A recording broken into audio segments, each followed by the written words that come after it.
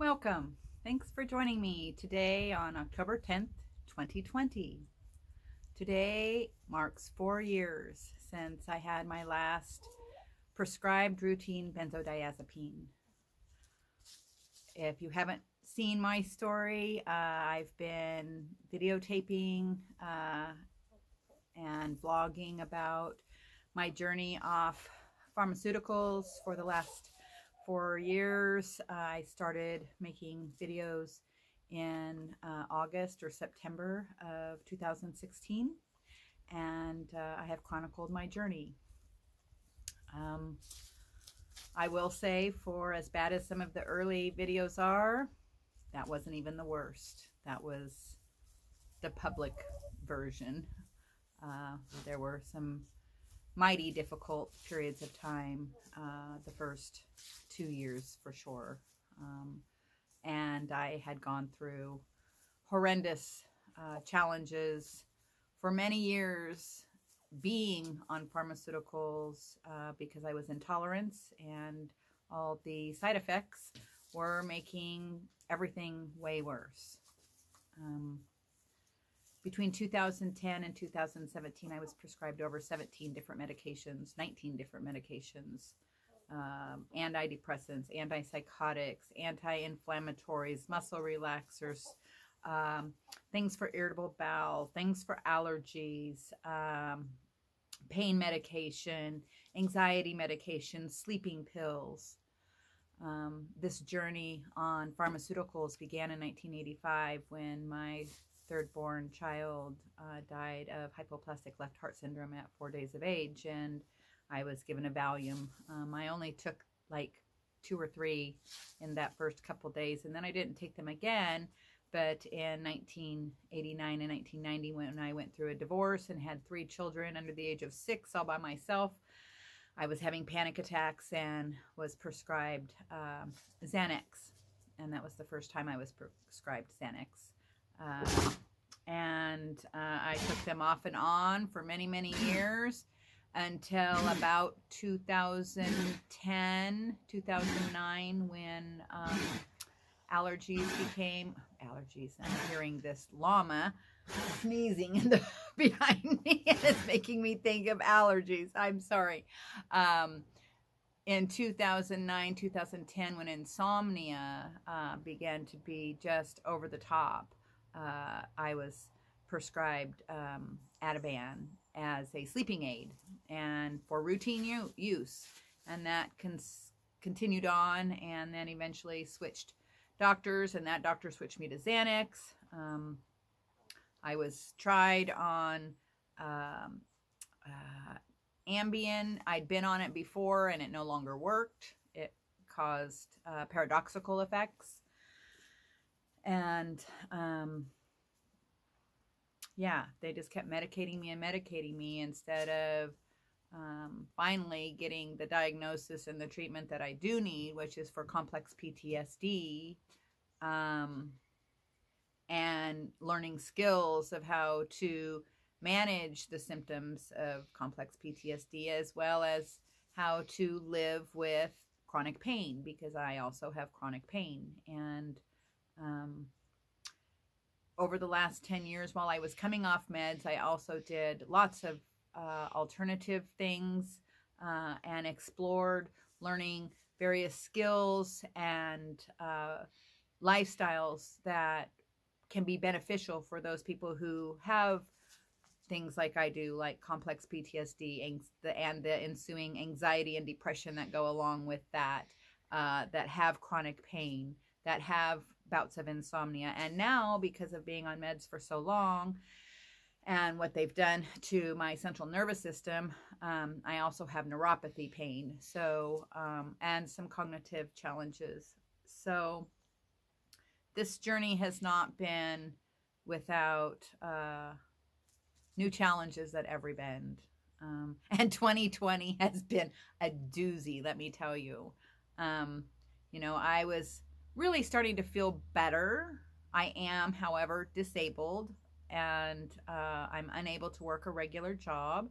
And I regularly have to remind myself of that on days that I am beating myself up because I'm not doing this, that, or the other thing, like the superwoman I tried to be for years and years and years. I keep having to put the lid on her because she does damage to me, because I can't go like that anymore, and that's a fact. And trying to force it only makes things worse. Truly, it makes my body hurt worse, and that combined with the extra pressure makes my mental health worse. Besides being 4 days off pharmaceuticals, 4 years off benzos, today is also Mental Health Awareness Day. And I don't know about all of you, but my views on mental illness have certainly changed over the years as my experiences for my own life and those that I've loved, and what I've witnessed as a nurse, and what I've witnessed in treatment facilities and hospitals. If people were treated the same for their mental illness as they are for their physical bodies, our world would be a much different world. And we are all encased in this one being. And just because the mental part makes people possibly behave differently or live differently than another person, well, so does somebody that has a cardiac event and has open heart surgery. Their life changes and they live a little differently than the average Joe.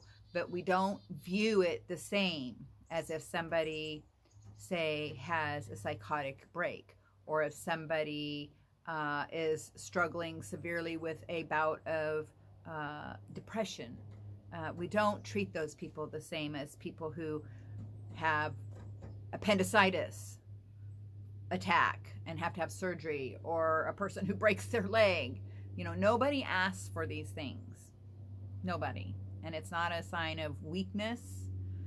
In fact, to be very honest, most of the people that I know that suffer with mental illness on a chronic level, and or who have been on pharmaceuticals and been damaged by them like I was, we're pretty savvy and pretty smart and dang strong, because we have had to fight for our health and battle for our health, often with very poor direction and little to no help.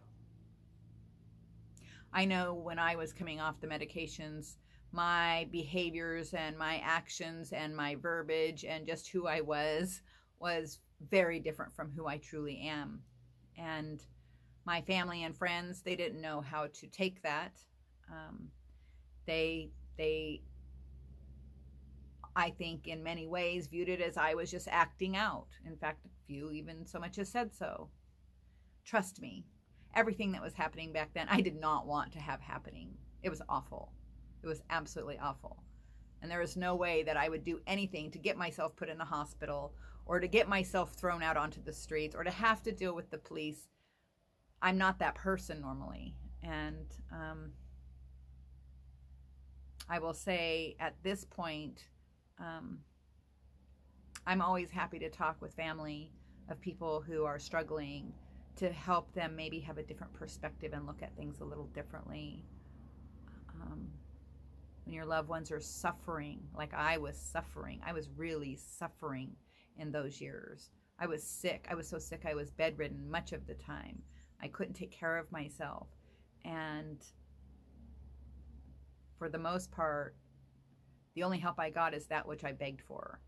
And it wasn't always good. It was, you know, being in the hospital, well, they just put me on more meds. So then I had to come off those too.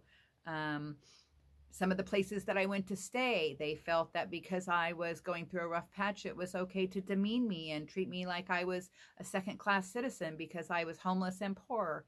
Well, I was homeless and poor because I was very, very sick. I was not behaving badly. I was being sick. And, you know, I've had to fight to be my own cheerleader, and I've had to fight myself sometimes the hardest, because I am my own worst critic. Even today, you know, I still have symptoms. I still have some cognitive challenges. I have word finding troubles. I have visual disturbances. I still have sleep disturbances. I still have derealization at time and depersonalization. And you know, here I am. I had a great garden this year. I grow my own cannabis, which is the only thing that I use to help alleviate the symptoms from the various maladies that I live with. Everything from depression to pain to insomnia. I have spent the last 6 years studying cannabis, studying how to manipulate cannabis so that I can get the best effects with the least impact on my day-to-day life. I am healing, not high. Most people will tell you they do not see me high all the time, yet I use a significant amount of cannabis on a day-to-day basis. I also eat very well, fresh out of my garden or as local as I can get. And I'm working on my RV, and I have a friend that's doing the bulk of the work, but I'm doing some of it too. And I've traveled this summer trying to stay away from the smoke and the heat and just trying to enjoy myself a little. And I always tell myself I should be doing something more or something different, or that I've messed this up or messed that up. And it's hard. I have to really be my own best cheerleader, and I have to have these conversations with myself about all the good that I have done. You know, yeah, I went through some rough times earlier in life and made some bad choices, and was maybe acting out at times. But I also was, you know, a single mom that worked really hard and had my own business to take care of my kids. I sent them to summer camp. They each got to be in a sport. I did Cub Scouts. I did PTA. We went to church back in those days. I've helped start numerous meetings up and down the West Coast for people who struggle with an addiction. I've helped a lot of people in the addiction community as well as the mental health community. I share medicine that I make, that I grow. You know, I do a lot of great things, and I have to remind myself of that, because there's always seems to be this little something over here for me that's, well, but you screwed up here, and you didn't do that, and you could do better there, and is this really your best? Well, when you have some of the symptoms I do, and, you know, day-to-day stuff is sometimes a challenge. I have pain. I'm tired. I don't sleep well still. And so I do have to give myself a little kudos, because it could be a lot worse. It has been a lot worse. This is so much better. I am so grateful that I somehow managed to get through the worst of it. You know, a couple things that I've learned. One, there's no way to do this unless you find acceptance that it just is, that these symptoms are the symptoms you have, that over time they likely will get better, which they likely do, and mine are. It's just a slow process. And considering that I was on pharmaceuticals for 25 plus years and on and off them, you know, the consideration of the damage is probably larger than somebody who took them for 6 months, say, you know. So I just have to have acceptance that I'm likely never going to be running a cardiac ward again, taking care of 5 open heart cardiac patients. I'm just physically and mentally probably not ever going to be able to manage that again.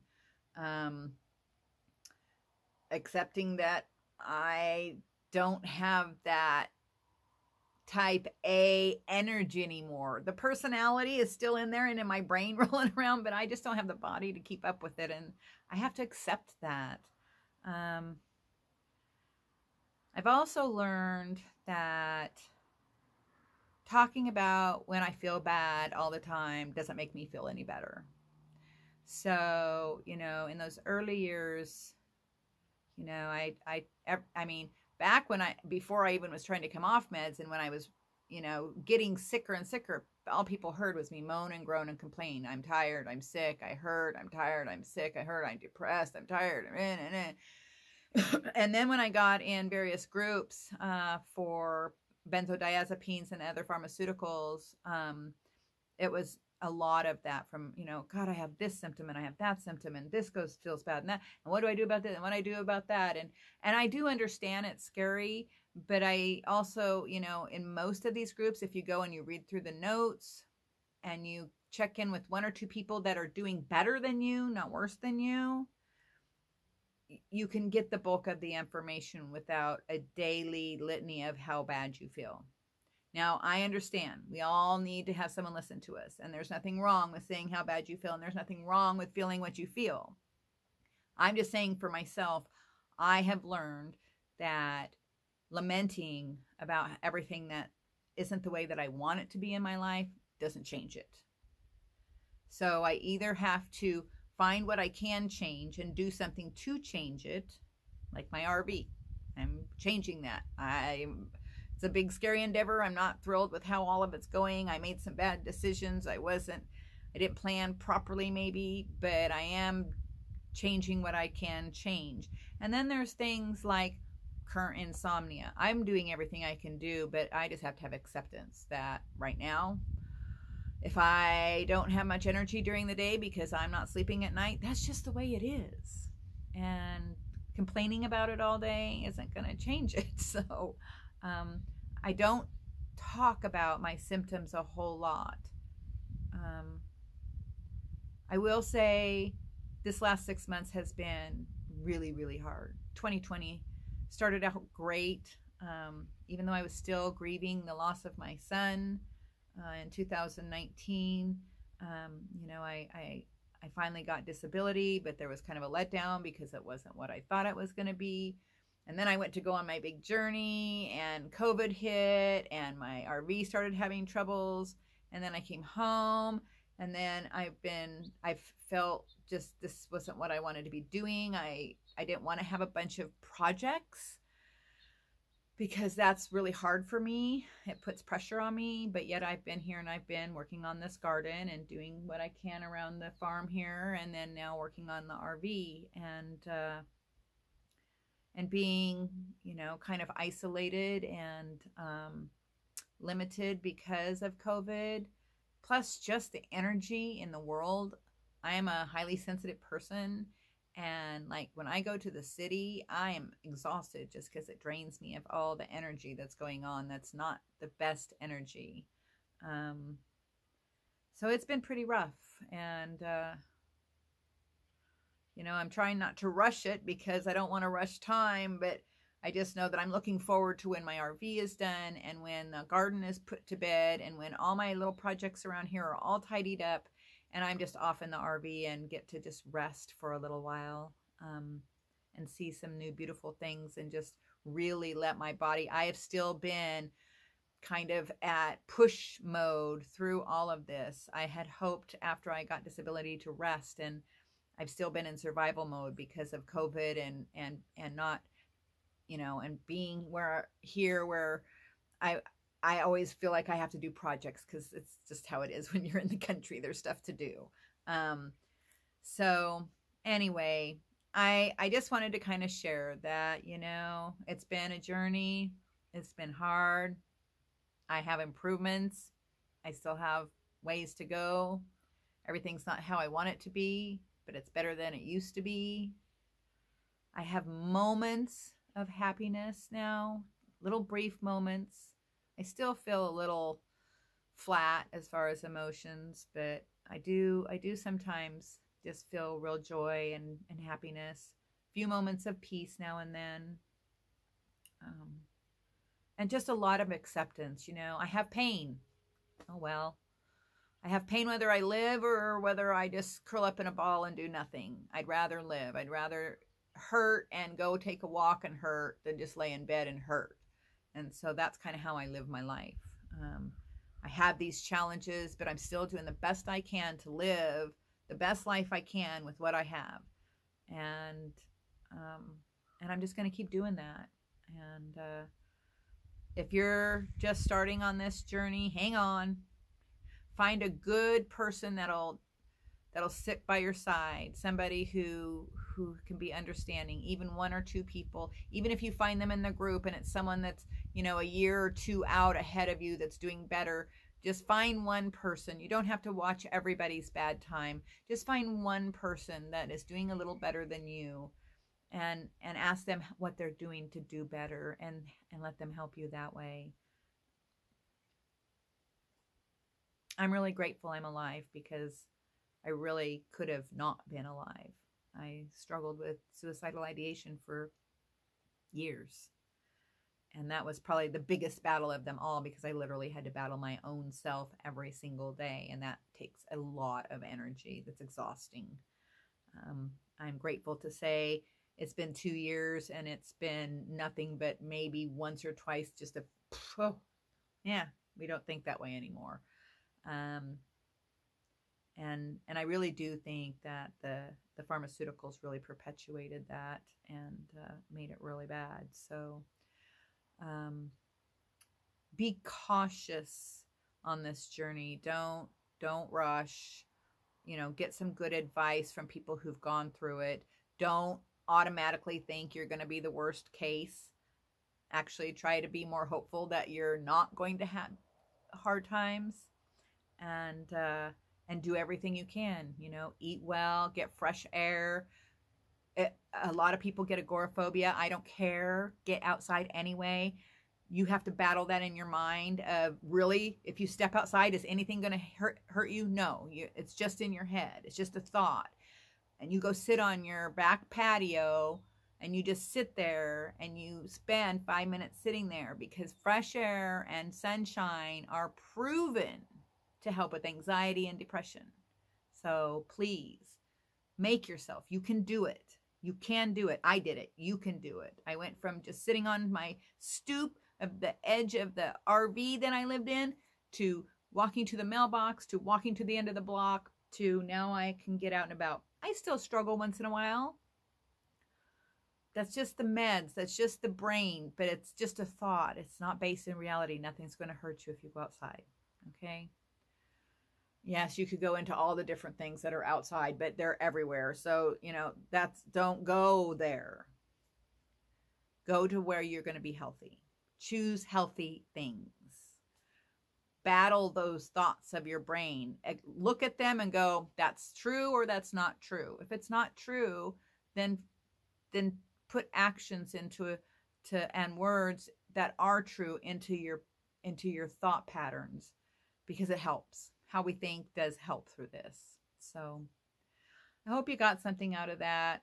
I've been kind of, should I do a video or shouldn't? I haven't been doing videos because I haven't felt really great. But I've done a video every year, so I'm not going to stop this year. Anyway, sorry for rambling. I hope you got something out of that. I hope you know that you're worth getting through this, and it will get better. All right? Peace, y'all. Love ya. Bye.